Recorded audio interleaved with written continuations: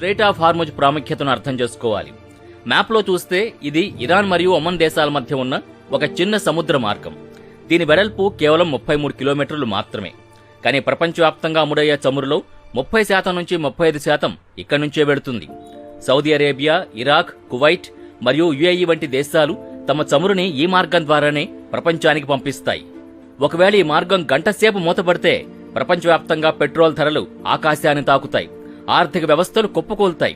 అందుకే దీన్ని ప్రపంచం యొక్క చోక్ పాయింట్ అని పిలుస్తారు. ఇక్కడ ఇరాన్ మరియు అమెరికా మధ్య ఎప్పుడూ ఉద్రిక్తతలుంటాయి. అటువంటి నిప్పుల కొలిమిలోకి ఇప్పుడు భారత యుద్ధ నౌకలు ప్రవేశించాయి. అంతర్జాతీయ మీడియాలో వచ్చిన వార్తల ప్రకారం భారత నౌకాదళానికి చెందిన 4 శక్తివంతమైన యుద్ధ నౌకలు నేరుగా స్ట్రెయిట్ ఆఫ్ హార్ముజ్ లోపలికి చేరుకున్నాయి. సాధారణంగా భారత్ ఇటువంటి సున్నితమైన ప్రాంతాల్లోకి వెళ్లదు. కానీ ఈసారి భారత్ తన వ్యూహాన్ని మార్చింది. ఇరాన్ తన సముద్ర మార్గంలో భారతీయ నౌకలకి పూర్తి రక్షణ ఇస్తామని చెప్పింది. అంటే ఇరాన్ భారత్ని తన అత్యంత సన్నిహిత మిత్రుడిగా చూస్తోంది. మరి ఇరాన్ హామీ ఇచ్చిన తర్వాత కూడా భారత్ యుద్ధ నౌకల్ని ఎందుకు పంపింది? దీని వెనుకున్న అసలు కారణం వ్యూహాత్మక స్వయం ప్రతిపత్తి.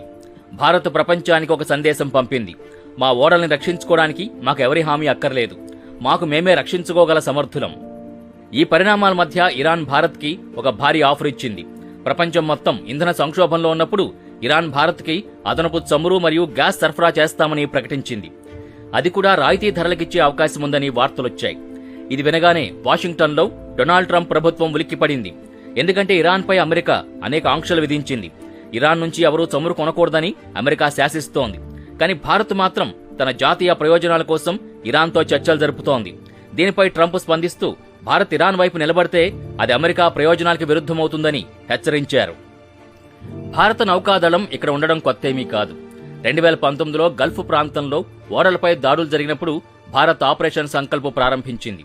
అప్పట్నుంచి భారత యుద్ధ నౌకలు నిరంతరం అక్కడ గస్తీ కాస్తున్నాయి.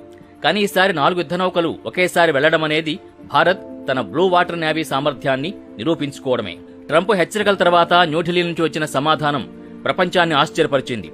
భారత విదేశాంగ శాఖ స్పష్టంగా చెప్పింది, భారతదేశం తన విదేశీ విధానాన్ని ఎవరి ఒత్తిడితోనూ మార్చుకోదు. మాకు అమెరికా మిత్రుడే, కానీ మా దేశ ప్రజలకు ఇంధనం అందించడం మా ప్రథమ కర్తవ్యం. ఇది నవభారతం యొక్క గొంతు. ఒకప్పుడు అమెరికా అంటే భయపడే దేశం ఈరోజు అమెరికా కళ్లల్లోకి కళ్లు పెట్టి మాట్లాడుతోంది. రష్యా నుంచి చమురు కొన్నప్పుడు కూడా భారత్ ఇదే వైఖరిని అవలంబించింది. ఇప్పుడు ఇరాన్ విషయంలో కూడా భారత్ తన జాతీయ ప్రయోజనాలకే పెద్దపీట వేస్తోంది. స్ట్రెయిట్ ఆఫ్ హార్ముజ్ వద్ద ప్రస్తుతం పరిస్థితి ఎలా ఉందంటే, ఒకవైపు అమెరికా యొక్క భారీ ఎయిర్ క్రాఫ్ట్ క్యారియర్స్ ఉన్నాయి, మరోవైపు ఇరాన్ యొక్క స్పీడ్ బోట్స్ మరియు క్షిపణి వ్యవస్థలున్నాయి.